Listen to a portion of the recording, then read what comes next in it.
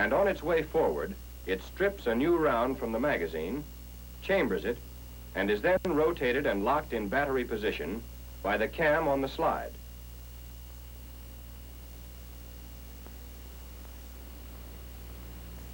We'll repeat the cycle once more to watch the action of the hammer.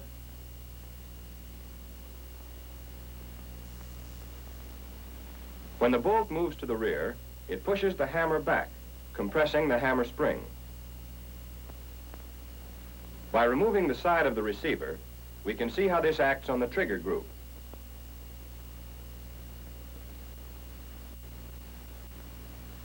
The sear notch on the hammer overrides the sear and allows it to rise.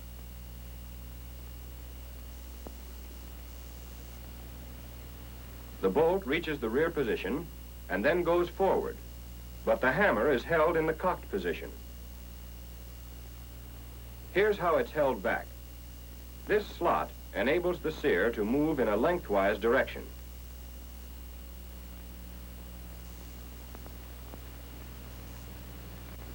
When the hammer catches it, the sear is forced back until it's stopped by the trigger post.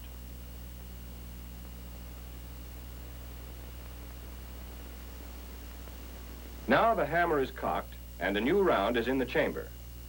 But to fire, the trigger must first be released. When this happens, the trigger post swings down and the hammer moves forward slightly, pushing the sear back on top of the trigger post.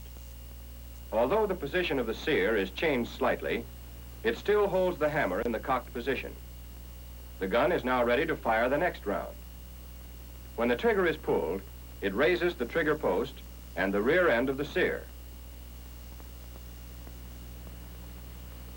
The front end of the sear goes down and releases the hammer, which drives forward, striking the firing pin. So much for the review of the semi-automatic cycle, which functions the same in both the M1 and M2. Now let's see what the designers had to do to make the carbine fire full automatic. Several new parts were added, and some parts were modified. But despite their similarity, the guns cannot be modified in the field. Remember that in semi-automatic fire, the hammer is caught by the sear and held in the cocked position. It can't go forward unless the trigger is first released and then squeezed again.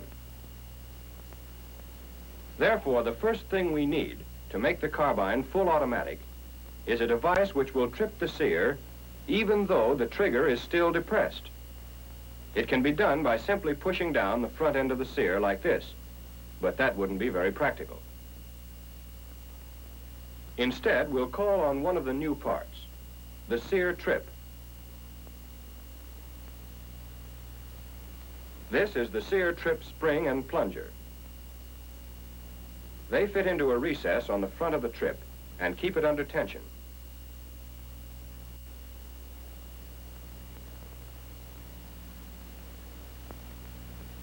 But before we can install this sear trip on the hammer pin, we'll have to change the lower portion of the hammer to make room for it.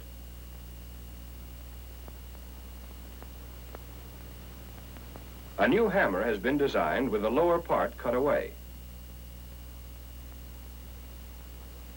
Now let's put the new hammer and trip in their relative positions and install them in the model.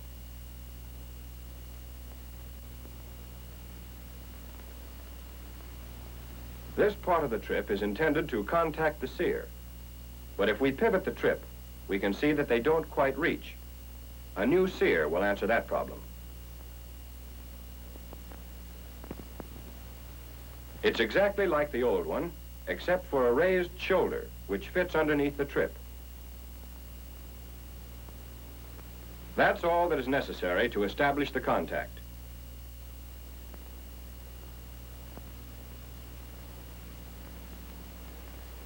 With the hammer cocked and the trigger held back, the trip can now depress the sear.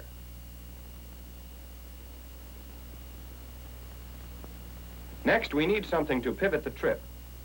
This new part, called the sear trip lever, was designed for that purpose.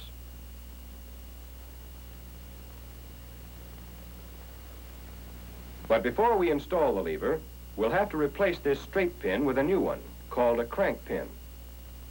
We'll explain the function of the crank arm later on.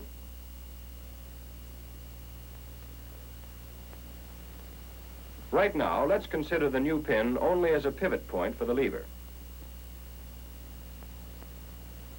The rear end of the lever fits into this slot on the trip, and both are under tension of the spring. The front end, or toe of the lever, bears against a cam, which has been added to the slide. As the slide moves back, the toe of the lever is raised by the tension on the rear end. When the slide comes forward, the toe of the lever is cammed down. As the rear end of the lever moves up and down, the trip pivots accordingly. With the lever in place, the model functions like the M2 in full automatic fire. Now let's follow this automatic firing cycle. As the trigger is pressed and the first round fired, the slide moves to the rear, allowing the lever to pivot. The trip pivots under tension of its spring. This moves the trip clear of the sear.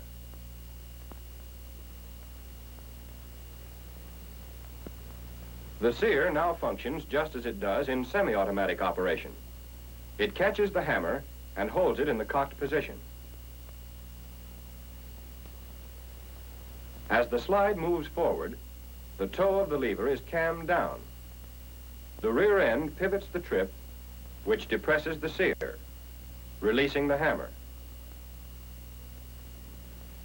Here's the whole action once more.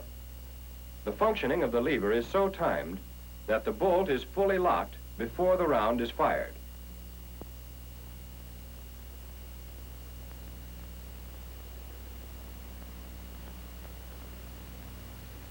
This same full automatic cycle of operation continues until all the ammunition in the magazine is used up or until the gunner takes his finger off the trigger.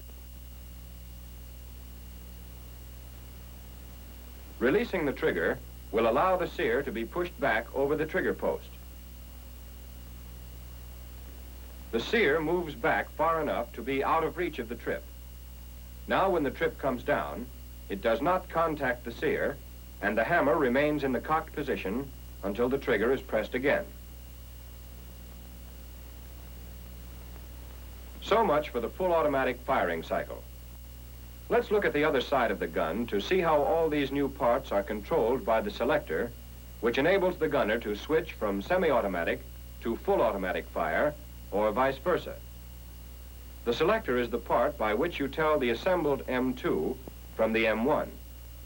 It fits on the crank pin like the jaws of a wrench. This little notch has been cut in the receiver so we can install the spring, which holds the selector in position. The crank pin is rotated when the selector is moved back and forth. Now we'll turn the gun around to see what happens on the other side as the pin rotates.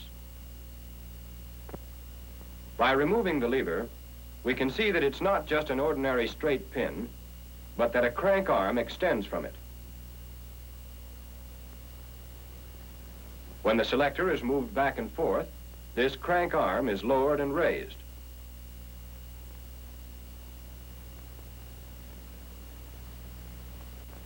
With the lever in place again, we can see that it is lowered and raised accordingly. When the selector is moved forward, the gun fires automatically because the toe of the lever is in contact with the cam on the operating slide.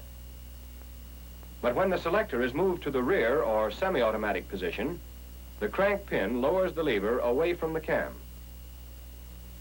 As the lever is lowered, the spring rotates the trip, raising it above the sear. Now, when the slide moves to the rear, the lever and the trip remain undisturbed, and the trigger mechanism functions just as though the full automatic feature had never been added. Although the firepower of the carbine has been increased to more than 750 rounds per minute, its original weight of about 6 pounds has only been slightly increased. It's more valuable than ever as a light and accurate shoulder weapon for the close-in type of fighting encountered in the war against the Japanese. At the present time, the Japanese Army has only one automatic shoulder weapon. It's the 8mm submachine gun, Model 100. With its 30-round clip attached, it is nearly 10 pounds, despite its size. The Model 100 is air-cooled and blowback operated, with a rate of fire of about 1,000 rounds per minute.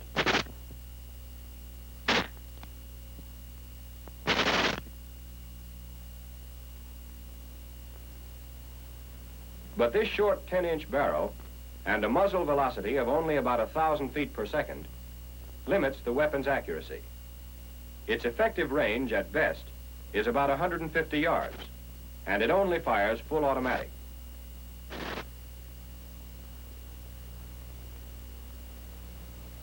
In comparison, the M2 is much lighter and can either pick them off one by one or wholesale.